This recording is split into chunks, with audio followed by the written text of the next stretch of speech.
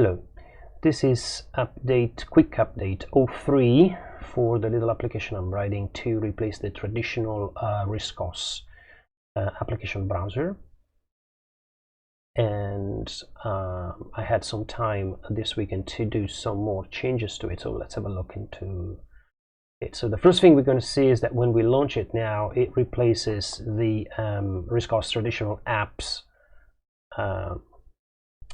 application, the icon bar, and obviously when we click on it we get the main window. So another change that we can see in this update is that we can see now the application icons.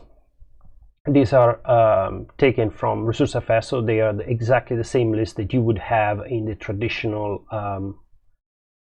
RISCOS apps browser, and you can add more icon here using the same process that you use to do for the RISCOS default apps browser. The other update we can see is that now we can search for applications. So all I need to do is type one character. For example, let's type M. It immediately filter for all the applications that have that character. We don't need to type the pling, but if we want to, we can do it, and that works fine.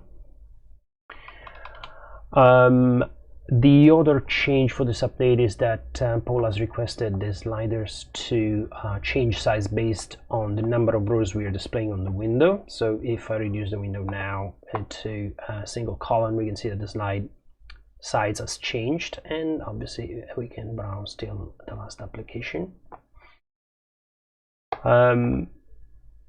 It is still very lightweight, so no changes on the CPU usage.